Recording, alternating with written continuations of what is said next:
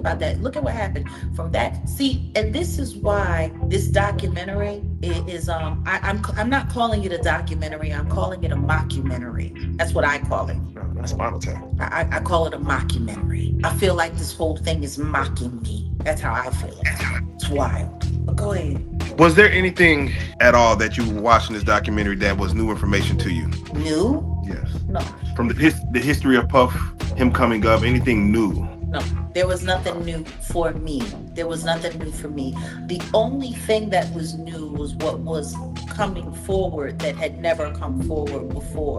Kirk Burroughs finally admitting out loud that he had been essayed by Diddy. Jaguar Wright just dropped some serious heat about what 50 Cent allegedly cut from his Diddy documentary.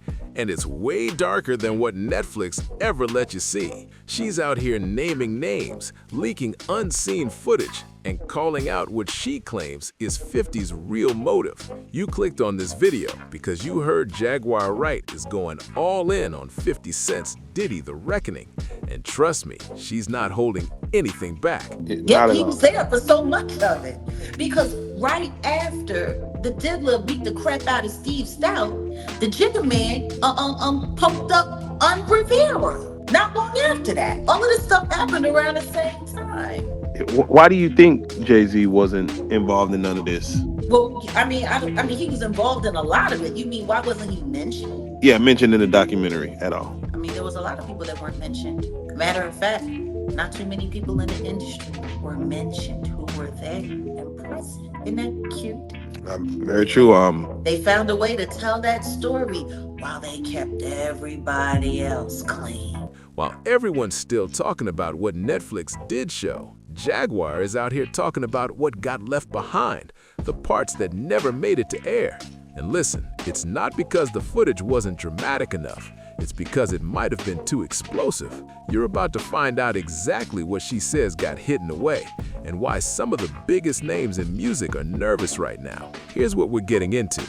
First, the raw footage Jaguar claims Netflix completely refused to show. Second, why huge names like Jay-Z and Clive Davis barely got a mention in the doc. I want to put her on blast because she was telling me, she was saying to me that what I was asking for was crazy and they wasn't spending money like that. I'm talking about you got footage, you got clothing, you got, I was doing footage, I had pictures, all the stuff that I had, you could figure out a way to pay a brother and stuff like that. And then I was telling her about some prices that I've already received and I had the invoices to show it. And then she was calling me like I was lying. I'm like, yo, who do you think you talking to? You know what I'm saying? And she was talking about, there's no way nobody paid. Nobody what? I say, first of all you people come with these documentaries and stuff, the first thing you tell me, y'all tell these people out here that y'all don't pay, and y'all pay. If you can make a picture look like $10,000, $15,000, you know what I'm saying? You can sit here and tell me that you're gonna pay me for my time sitting right down here with y'all. You understand? So then, one thing led to another, and I was like, all right, well then, F you, I spoke to 50, and then she said 50, and this is exact words that came out her mouth. 50 does not determine what goes in and go out of this doc. Third, what Jaguar says is 50 Cent's real reason for getting involved in this whole thing. And finally, the shocking names and receipts she's now putting out to the public. This goes way beyond just one documentary. This is decades of untold industry secrets coming to light, and certain powerful people are trying to keep it quiet. Stick around, because what you're about to hear might change how you look at everyone involved in this situation. Now, before we break down Jaguar's leaks, let's rewind a bit to see how we even got here in the first place. 50 Cent reportedly spent almost 2 years crafting this massive 4-part Netflix series. What's interesting to watch, you don't think? Kalima's testimony? She was probably the most pitiful witness they brought up to speak about all of this in the entire thing. Kalima? Wait, why you say that? She was emotional. She was emotional? That's what you call it? That's what I'm trying to call it. Capricorn Clark was emotional. I'll give her emotional. I'm sitting there looking at someone, in my opinion, who appears to be struggling with a substance issue, trying not to fall apart on camera. Meanwhile, nobody paying attention to the fact that she's sitting there afraid to really say anything at all because she's in the middle of a custody battle. It walks through Diddy's entire journey from his childhood in Harlem to building Bad Boy Entertainment all the way to his recent legal troubles. It's meant to be a full-on deep dive into one of hip-hop's most controversial moguls. The documentary even shows never-before-seen clips of Diddy in talks with his legal team just days before everything went down. Plus, there are interviews with people who were close to him and even some conversations with jurors from the trial. That's wild access right there. You never see that kind of behind-the-scenes view. The worst celebrity that you've been around is like the most full of sin. I know no sin is greater, but just was like, damn, this Clive Davis. But here's the catch, and this is where things get intense. Not everyone who was supposed to show up in this documentary actually made it to the final cut, and that's where things start looking real shady. Gene Deal, Diddy's former bodyguard, the guy who probably knows more behind-the-scenes details than almost anyone, was completely cut out. Why? Reports say he had major disagreements with director Alex Stapleton about money and creative control. And then there's Jaguar Wright. Her footage was labeled too controversial for Netflix. Too controversial for a film about someone already facing serious charges? That's wild. How they portrayed Kim Porter with this Reckoning documentary. They didn't portray her at all. Yeah, they didn't. That's the thing. They didn't portray her at all. She was spoken for by Kalina. That was interesting to watch. You don't think? Kalina's testimony? She was probably the most pitiful witness they brought up to speak about all of this in the entire thing. Kalina? Wait, why you say that? She was emotional. She was Emotional? That's what you call it? that's what I'm trying to call it. Capricorn Clark was emotional. I'll give her emotion. I'm sitting there looking at someone, in my opinion, who appears to be struggling with a substance issue, trying not to fall apart on camera. Meanwhile, nobody paying attention to the fact that she's sitting there afraid to really say anything at all because she's in the middle of a custody battle and she's trying to get her kids back. And she's got to be careful of whatever she says because it could make it impossible for her to get her kids back. Did nobody pay attention to that? Yeah, no, she said she wanted $5K from Diddy. She wanted $5K from her former bandmate and a billionaire. And he wouldn't even give her $5K to help her get her kids back? Why not? But then again, nobody's talking about who her husband is and who her husband is to Diddy. He's one of Diddy's #1 minions. Oh yeah, no, that's news. He's a loyalist. He is a Diddy do-wop-bop. Kalina's also bisexual, so I'm finding it kind of interesting that she didn't see anything, she wasn't around anything, she didn't know about anything, and this is not me putting anything crazy on her. This is exactly what she said when she was on Love and Hip Hop Atlanta with Stevie J, who was also not mentioned at all during this documentary. Because Stevie J was living at the Star Island house. Tell me something, how do you have all of that stuff about Little Rod and there's no Stevie J? Now, it was really interesting because there was some of the footage that Little Rod has shared with this documentary that he shared with nobody else that he did an interview with, and none of that made it into the trial. There's images of him with French Montana and the Diddler on the yacht. Yeah. But nothing of Stevie J, surgically removed. So it makes you wonder, if this project was really meant to be the reckoning, why did so much of the reckoning get left on the editing room floor? Why are we only seeing a carefully filtered version of the truth? That's exactly what we're here to unpack, because the way Jaguar tells it, what got cut might have changed everything. Jaguar didn't sugarcoat a single thing. She came out swinging, calling the whole thing a mockumentary. Yep, she said it mocks the viewer's intelligence. According to her, about 80% of what we saw in those 4 episodes was information she had already shared online years ago. She literally said, "I feel like this whole thing is mocking me." That's a bold statement. Now, some might think she's just mad about being left out, but hold up. When you hear what she says was left out, you'll get why she's so fired up. Jaguar claims this isn't about ego or screen time. It's about the truth being watered down to protect certain powerful names. That's a heavy accusation, but she sounds very serious about it. And here's where it gets really suspicious. Jaguar says some of the biggest industry names were barely mentioned or completely erased from the story. People who were right in the middle of everything somehow got edited out like they never existed. Jay-Z mentioned maybe once or twice and then gone. Stevie J, one of Diddy's main producers for years, straight up vanished from the narrative. If they was going to do something and they're going to say in the reckoning of Sean Combs, the reckoning, or Diddy, the reckoning and stuff like that, it should have been a lot of people that we lost because of him. You know what I'm saying? It wasn't only Big, it wasn't only Tupac, you understand? For the atmosphere that he put those kids in. You got a guy named Anthony Wolf Jones, who was from Bad Boy, from its conception as doing security and being one of the financiers of Puff having to have some money to keep Big and Craig Mack around before he got to Clyde. This man lived in Diddy's Star Island mansion during some of the biggest moments being discussed, yet there's nothing about him in the film. And then there's Clive Davis, a name that can't just be brushed off. Jaguar reminds everyone that Clive owned 51% of Bad Boy Records, meaning he had the majority stake in the entire operation.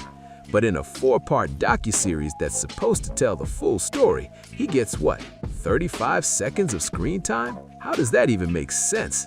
Something doesn't add up, and Jaguar is not letting it slide. When someone asked Jaguar who the worst celebrity she's ever been around was, she didn't even pause. She immediately said Clive Davis, calling him the devil incarnate. Jaguar went further, claiming he was connected to some of the darkest moments in the music industry, even mentioning Janis Joplin and Whitney Houston. Now, to be clear, we're not saying all of that is proven, but it's definitely striking that a man with that much influence and those kinds of serious accusations gets less than 1 minute in a documentary that's supposedly about accountability. That part alone raises eyebrows. According to Jaguar, the documentary barely touched on Clive Davis because really addressing him would mean digging into the full power structure behind Bad Boy Records. Diddy. No, he's trying to move Diddy and Jay-Z out the way so he can run it. And the truth is, I ain't mad at him. I just don't trust him. Because the truth is, he would just be another kind of monster in another kind of way. He don't want things to change. He just want to be the one that's running it. See? Easiest thing to do is to take your enemy's feet and hold them to the fire for things you know that they won't admit. Which is why when that C&D came out, he took all of that Diddy shit down. Because of his tape, say. What is it with all of these pretenders? And now they got an even bigger one named Curtis Jackson. And that's something a lot of people apparently don't want exposed. She claims once you start pulling on that thread, you reveal how far the influence truly goes. And that, she says, is exactly why the documentary played it safe. Now, let's shift to another part that really upset Jaguar, Kim Porter. This one hit her deep. Jaguar says Kim, who was the mother of Diddy's children and who passed away under unclear circumstances back in 2018, should have been at the center of this story. Instead, her memory got handled through other people's words, voices speaking for her rather than about her. One of those voices was Kalina Harper, a former artist who worked with Diddy. Jaguar said watching Kalina's interview made her sad, not because she thought Kalina was lying, but because she believes Kalina couldn't say what she really wanted to. And Jaguar thinks she knows why. Around the time of filming, Kalina was reportedly in a custody battle, fighting to get her kids back. That's a serious situation. Every single thing she said on camera could have been used against her later in court. Jaguar also adds another twist. She claims Kalina's husband was one of Diddy's most loyal people, calling him a Diddy-do. So imagine that. Kalina's trying to speak out, married to someone deeply connected to the man being investigated, while also dealing with her own legal struggle at home. That's a tight spot for anyone. You can see why Jaguar feels Kalina was being careful with her words. She might have been trying to protect herself and her family at the same time. Jaguar even brings up that Kalina identifies as bisexual and was around during key moments in Diddy's world, adding yet another complex layer to what she could or couldn't reveal on camera. It's no wonder Jaguar believes the documentary avoided digging too deep here. She feels that telling Kim Porter's story truthfully would have opened doors that powerful people wanted to keep closed. When Lil Rod was filming over at Diddy's Star Island mansion, the same spot where many of those alleged incidents supposedly took place, Kalina Harper claimed she didn't see anything suspicious. That alone had people raising eyebrows. And then there's Stevie J, who actually lived in that very house during that time, yet he's not in the documentary at all, not even a single mention. That's not a coincidence, that's a clear choice. Now, let's talk about Gene Deal, because his story shines a huge light on what might have really gone wrong behind the scenes. Gene wasn't just some random employee, he was Diddy's right-hand bodyguard for years. He was there for everything, the parties, the business meetings, the street stuff, all of it. Gene was supposed to play a major role in this documentary. In fact, 50 Cent personally reached out to him about getting involved. But then things went south after Gene had a phone call with director Alex Stapleton. According to Gene, that conversation didn't go well at all. He says she spoke to him in a disrespectful tone and told him flat out that 50 Cent didn't decide who got paid or how much. Gene said the money they offered him didn't match the value of his footage or his first-hand experiences, so he walked away. And honestly, can you really blame him? Gene later explained that the documentary completely skipped over some major tragedies that he believes were vital to understanding the full story. One of those being the unliving of Anthony Wolf Jones, Diddy's former bodyguard and close associate who lost his life in a violent incident. Gene said the filmmakers didn't have the real inside knowledge to cover those moments properly. But let's be real, maybe it's not that they didn't have the information. Maybe it's because they chose not to use it.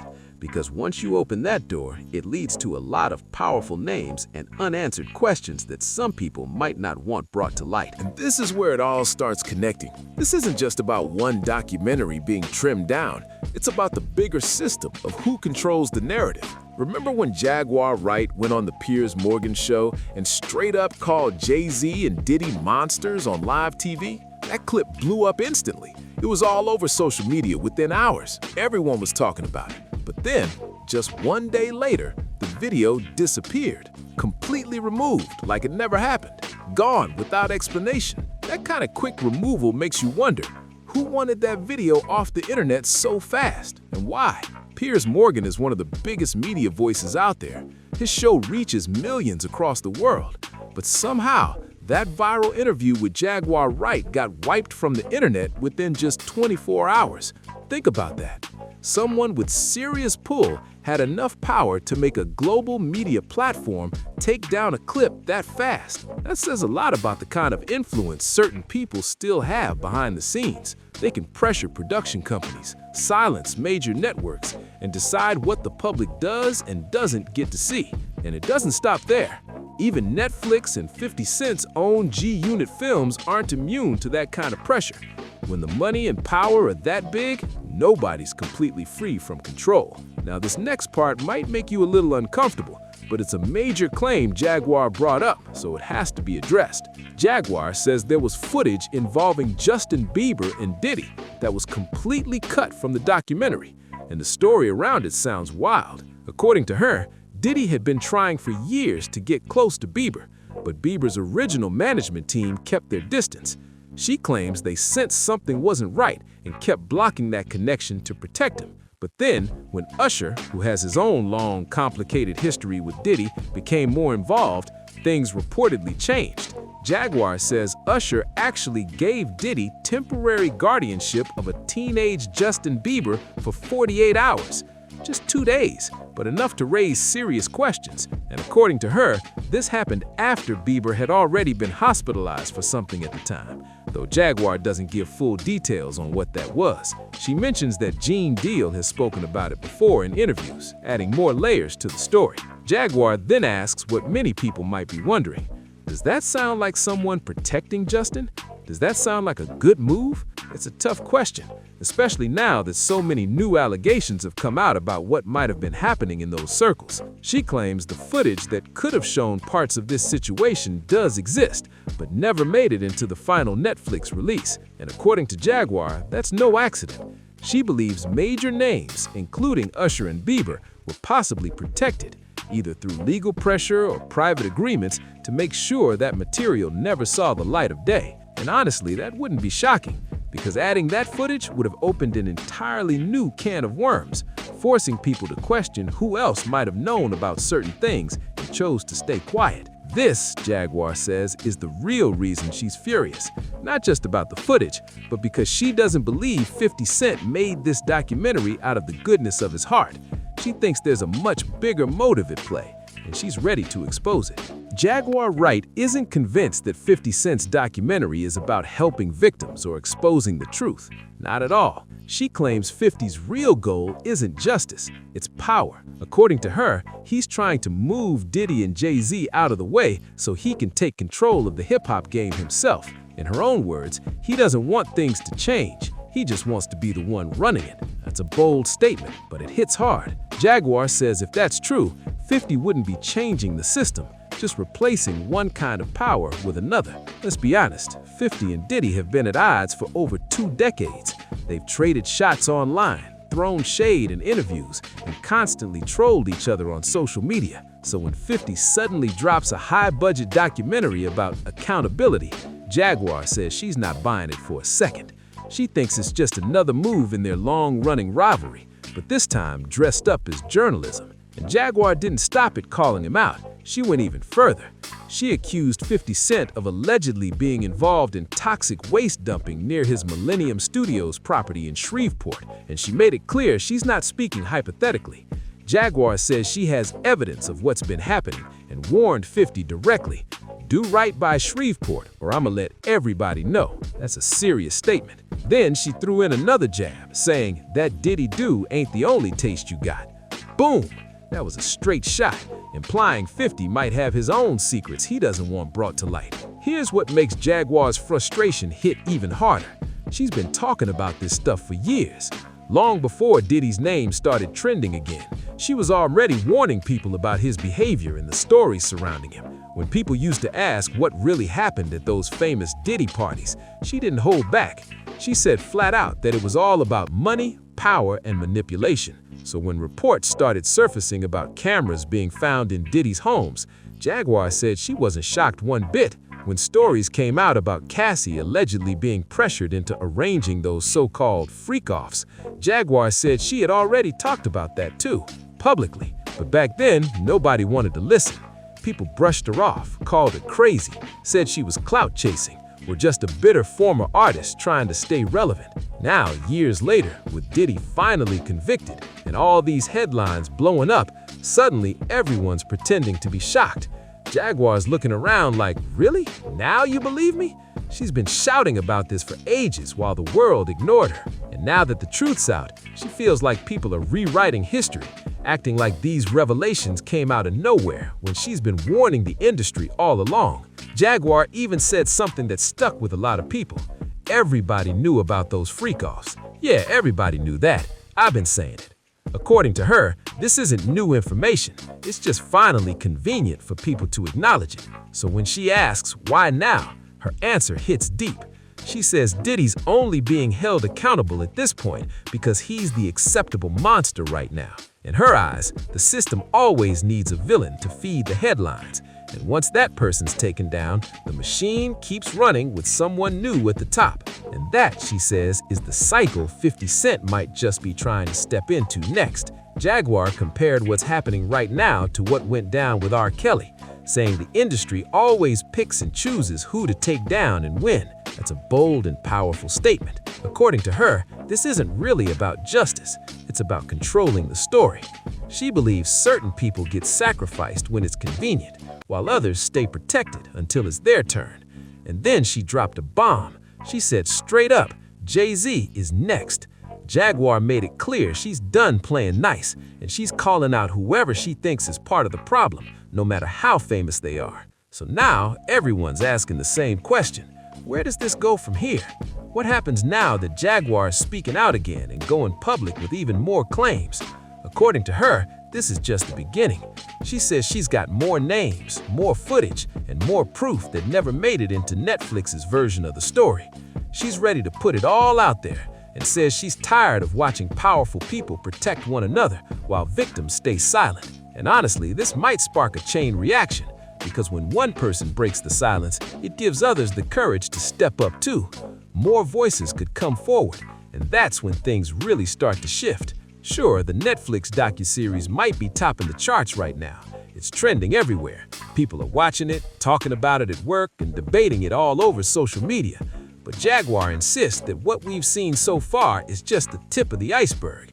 She says the real reckoning, the one that exposes the whole truth, hasn't even started yet. If this was really meant to be the full story, Jaguar asks, why are so many key players missing?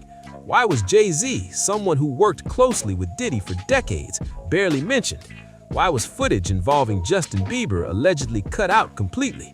Why did Clive Davis, who reportedly owned a majority share of Bad Boy Records, get less than a minute of screen time in a 4-part documentary? And maybe the biggest question of all, why does Jaguar believe 50 Cent has his own agenda that's got nothing to do with helping victims or revealing truth? If she's right, then what we're seeing could be more about power moves than justice.